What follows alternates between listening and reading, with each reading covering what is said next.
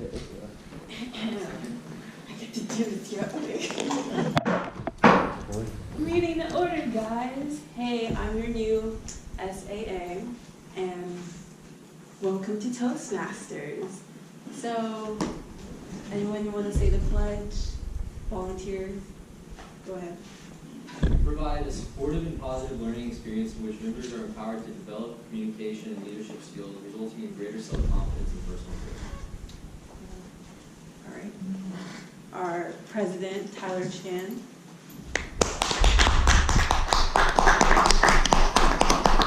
Thank you. All right. So a lot of new things happening this meeting. We have a new SAA, new VPE, new time.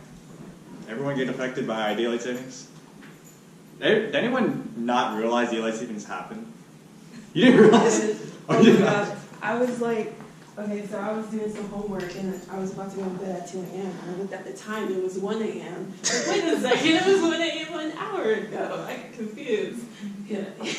Look, You too. I don't know when it's Monday, Tuesday, or Oh, Wednesday. so you just don't know anytime. But you ended up at our meeting though, every Monday, so you found out some way or another. Your circadian rhythm. Well, all right, without further ado, I'd like to introduce Bhanodai, our Toastmaster of the day. Thank you, Tyler. Hey, Nadia. We're all meeting. Yeah, I guess so. That's totally fine. What? Well, welcome to our Monday meeting. It looks like it's a pretty light day. I guess maybe it's because it's daylight savings time. Don't ask me how that correlates to attendance, but we'll use that as our excuse. I don't think I see anyone new, but just a quick overview of our meeting. We have 3 main sections. First, prepared speeches. These individuals essentially have a week or 2 to prepare their speeches and will speak for 5 to 7 minutes. Our second section of this meeting is focused on table topics. Essentially, that's just impromptu speaking. Are you able to speak on the spot to whatever question our table topics master today, Nadia, will ask you. And our third section is evaluations. Essentially, with that, these individuals, the evaluators, will examine what sections to look at or where to improve for your future speeches. Without further ado, I'd like to actually go over our reports first. Our grammarian of the day is Elizabeth. Do you mind just standing up and telling us what you're doing for this meeting and what our word of the day is? Word of the day. You can start with that. It's on a board and the top of the sheet. No, you can go. He's coming. Okay. So she has a concussion from Friday, so she has a lot of brain damage, so I'm going to be helping her out. The word of the day is interloper, a person who interferes or meddles in the affairs of others. Great job, great job. And also, as grammarian, And as the grammarian, Elizabeth's responsibilities, if she can handle it, will be to address the grammar of the people. If there are mistakes in the grammar, subject-verb agreement, incorrect words, then you will be penalized and removed. all right, maybe not that severe, but essentially, thank you, we'll be looking at our various grammatical structures, are there run-on sentences, how's your subject-verb agreement, and so forth. Our second report of the day is Haley, who will be introducing our on-counter section. Hello, I am the odd counter of the day, which means I'll be looking for so's, ahs, ands, you knows, wells, likes, and other things as you guys say them. I'll count them. I'll tally furiously. I'll let you know how you do. Great job. And she will also count if you make up your own filler words. I've heard individuals say, oh yeah, oh yeah, oh yeah, and they just created their own filler words. So great job. And our last individual today for our section, probably one of the most important ones, making sure that we're on time, our timer. Do you mind standing up and letting us know what you're going to be doing as timer? Sure. Hi, I'm Neela. I'm your timer for today. I'm going to be making sure that all the speakers for today are on time. It varies by the speaker. Green means green means you have reached the minimum time and you're free to stop. Yellow is when you're halfway to the maximum. Red means you're at the maximum and you should stop. You do have a 30-second grace period in the beginning and the end of your speech. Great job. Thank you to our reporters for explaining what their sections are and what they will do respectively. I would like to first introduce our first prepared speaker of the day, Serena Zhang, who will be introducing her speech, How to Get Away with Lying. For 5 to 7 minutes, let's introduce her to the stage.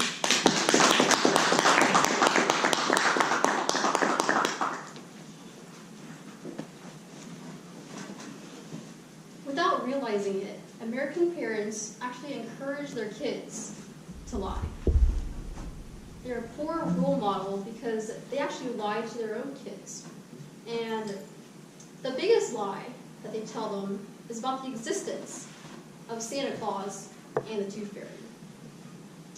And then these kids grow up and they become disappointed that Santa Claus and the Tooth Fairy aren't real. And they lose their trust in their parents. So honesty really is the best policy.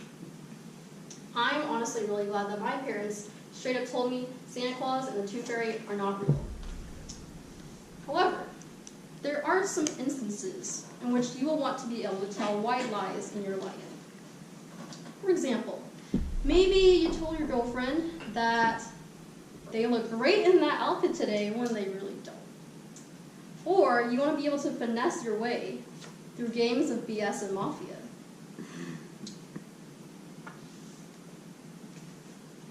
In addition, I'm going to be telling you how to be able to come off as a liar without them knowing that you are a liar, and more importantly, to be able to spot the signs that someone is a liar. So first off, how can you become a liar without letting another person know? So the first thing that I want to let you guys know is that you have to tell the truth. Now this is ironic, right? Because in order to skew the truth, you gotta be able to. Okay, so you don't want to let them know that you're lying. But the reason that you tell the truth is so they don't realize that you're telling a lie, and you don't want to tell them the whole truth. So, a lot of politicians, as you have probably noticed, dodge questions. And so the reason that they are able to get away with this is because they tell facts. And politicians actually call this concept paltering. Speaking of politicians, a body language expert actually said that the ones who are working really hard at looking like the good guy are the people we have got to be wary of. So, number 2, to be a good liar, is that you have to become someone that no one expects is going to be a liar. I have a really good friend in high school who was super studious, super smart, and nobody could tell whenever she was lying. But she was actually really good at lying, and no one ever knew this, but I knew this because I was her best friend. Now, there was this one time I was at Sweet Tomatoes, and there were these 2 girls who came out of the bathroom and were standing in front of their mother. Now, kids, they're terrible liars, right? But when you grow up, you learn to become better at lying. So these 2 girls, they were standing in front of their mother, and the mother asked the classic question of, "Did you wash your hands?" And one of the girls said, "Yes. Yes, I did." And one of the girls said, "Yes." So this is why it's really important to make sure that your body language aligns with what you're trying to say. So here are some ways to tell if someone's lying. So first of all, you gotta look at their eyes. If they are darting their eyes back and forth, or if they are blinking really rapidly, then that's a sign that they're lying. Generally, now this is a general tip because body language isn't always universal. So generally, if they look to the right, like if they look up to the right, if they look side to the right, if they look down to the right, then that could mean that they're trying to create some sort of story to tell you and just make up a new piece of information to tell you, to lie to you. Whereas if people look to the left, that means they're trying to recall information. Remember, that's just a general tip. Also, a common myth is that liars, they don't have good eye contact. But some liars are actually very good at eye contact. Sometimes they'll give you that cold, hard stare. And you don't think this is normal, but of course, because it's not normal. So if they're looking not enough at you, or if they're looking too much at you, that's a sign that they're a liar. Additionally, you can look at their smile. If they smile if they give you a fake smile like this, you're not smiling with their eyes. And so if they smile with their eyes, you can tell that they're being genuine to you. In addition, if they fidget a lot, or if they shuffle their feet, that means they're trying to get out of the situation, but their brain is telling them that they have to stay in that situation, so that's how they compensate for that. Also, another thing is that on the other hand, some people will tend to actually freeze up instead of fidgeting. So when they freeze up, this is actually a fight or flight situation. And they are put in this fight or flight situation because they're uncomfortable and they don't want to tell a lie. So, with those things in mind, I hope you learned some ways that you can be a good liar and that you can tell someone who is a liar. But honesty is always the best policy, almost always. Thank you.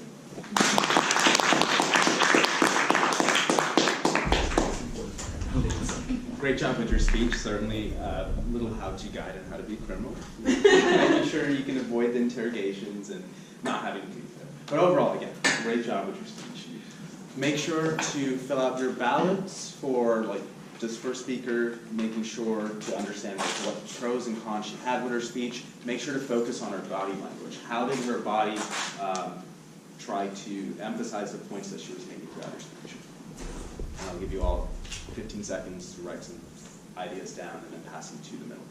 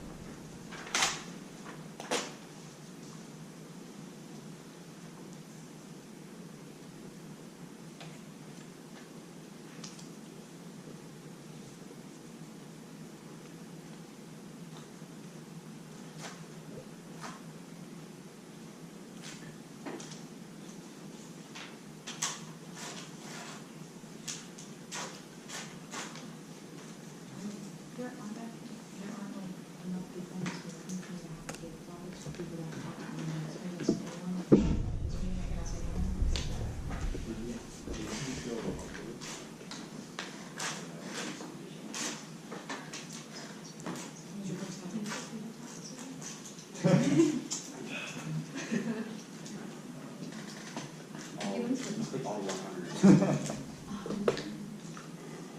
That's how many it is? 5 cents a 20. That's 5 times 20 is 100 because about 2 and 5 minutes here. Yeah, mental math. Quick maths. Doesn't account for the 17 option. All right, I guess we're all ready. Our next speaker of the day will be discussing ways on achieving happiness. I'd like to introduce our next speaker, Victor Nguyen, on how to be happy.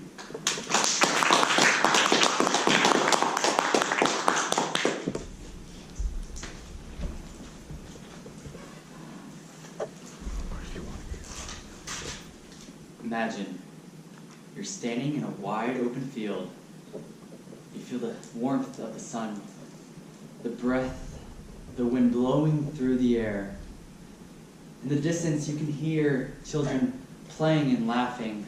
You see the birds going across the sky. Oh, life is beautiful. And then suddenly, the world goes red.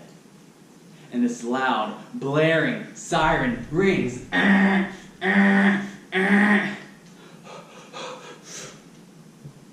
you wake up in a dark, cold room.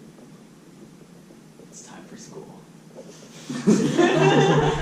This is how I woke up about 2 weeks ago.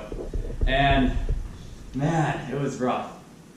I was thinking in that moment, I don't know if I have what it takes to get out of bed, to go to school.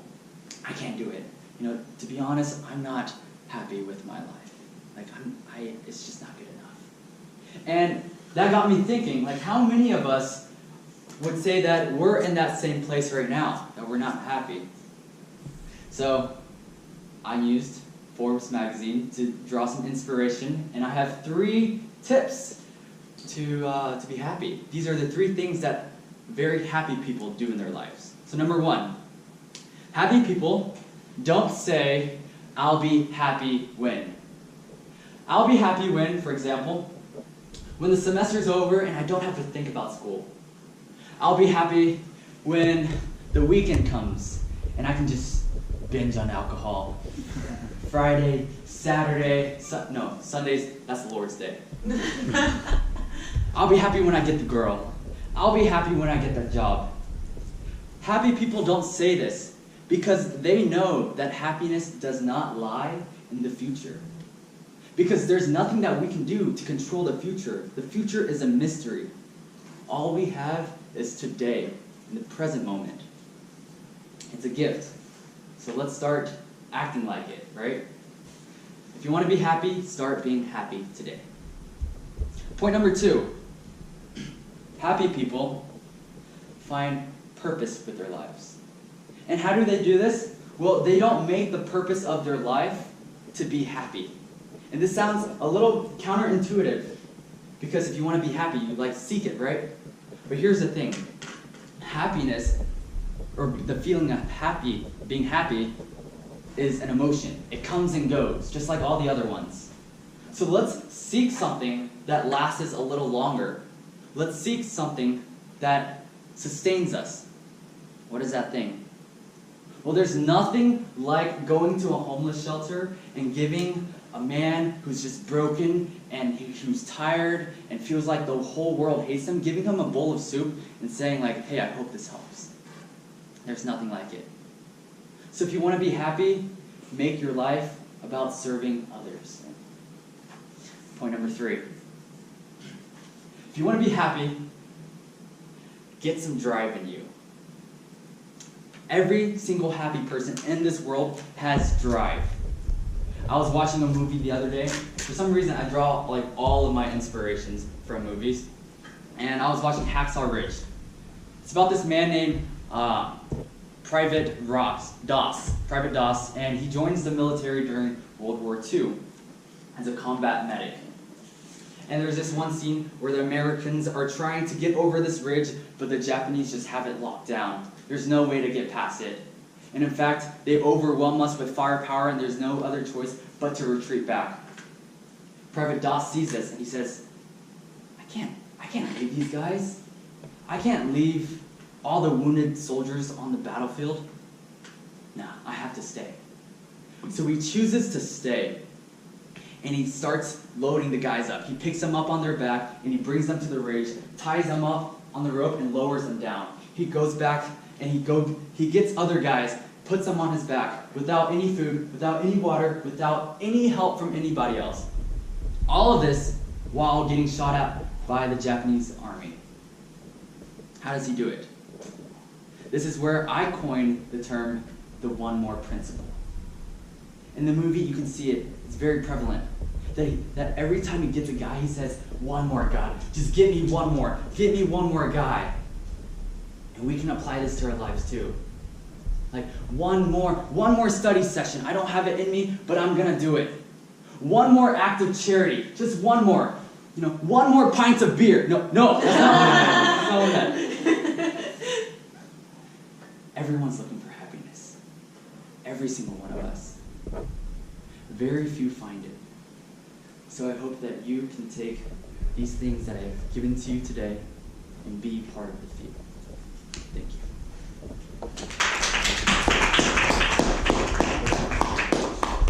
Speech on being happy.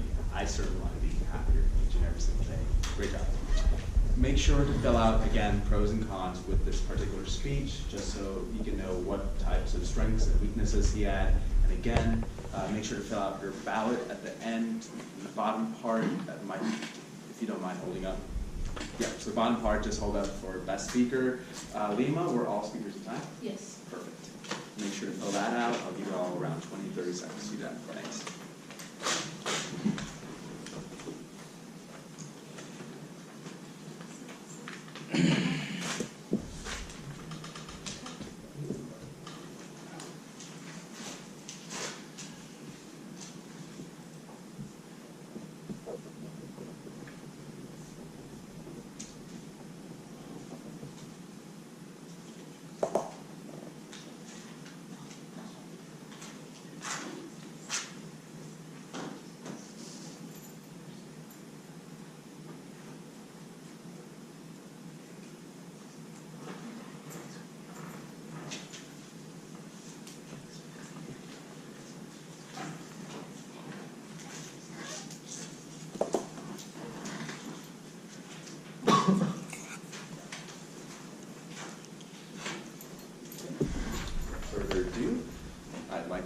introduce our second section leader, our TableTopics master, Nadia, who will explain this section, what the purpose of it is, what are the rules, and so forth. I'd like to introduce Nadia.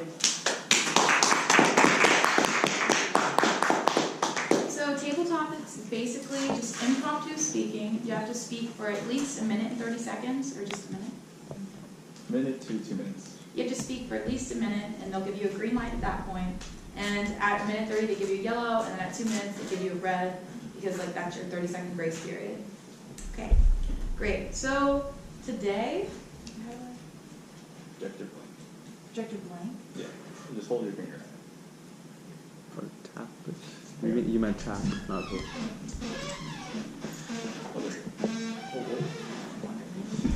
So today's theme is throwback to middle school. So we're gonna be, I want you to, the frame of mind I want y'all in is basically, think back to like your awkward hormonal self, like 6th grade, 7th grade, 8th grade. You know who you were? You were going out one night, your friends, obviously it was like their 12th birthday or something. You were sitting in their basement with like 2 cheese pizzas, okay? And truth or dare starts. Obviously, you were a little nerdy or something. You couldn't go with the dares. You only got the truths, and that's what I'm going with here. Okay? So, while these questions may seem weird, just know that these would have totally come up. Like, some 11-year-olds totally would have asked this, okay? So just be honest. And if you can't be, just lie about it a little bit. We won't know. Okay. First, do I ask a question or do I call? First, I guess. Okay. Of the people in this room, who would you trade lives with? I'm going to call on Tyler.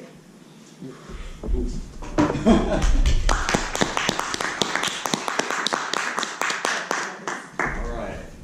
Of the people in this room, who would I trade lives with?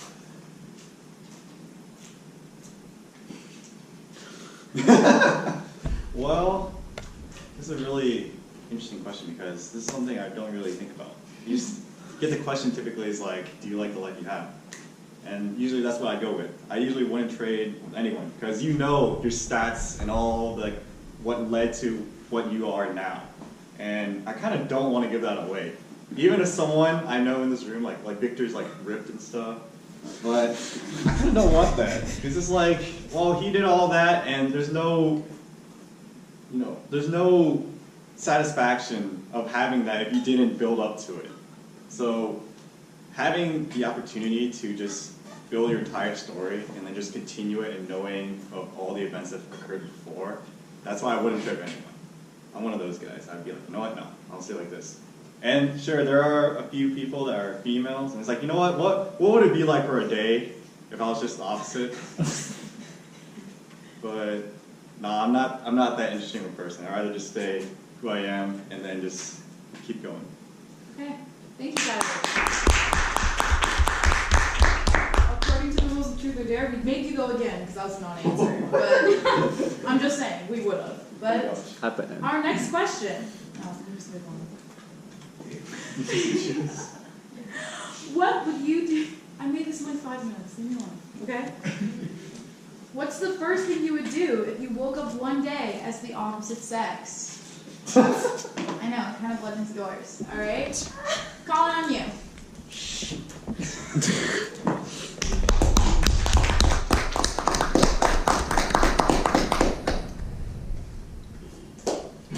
What's your name?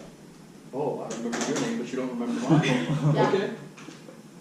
You know what? My name's Alex. Okay. Or you can call me Black Jesus number 45. Oh my It's like gosh. it's a Santa Claus job. Come on. Just start. All right. Well, I'm in a very awkward position now.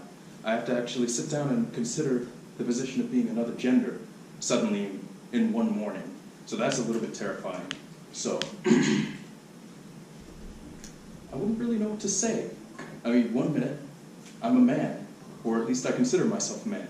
But then all of a sudden I wake up at, I don't know, 6 a.m. and here I am, looking down and saying, well, hello new friends. So that's kind of strange to me, in that odd sense. So if I were a middle schooler and that happened, that's even worse. Because I didn't know where my place was in middle school, high school, and even now. And now I have to deal with this realization that I'm a woman now, somehow. So, just generally terrifying.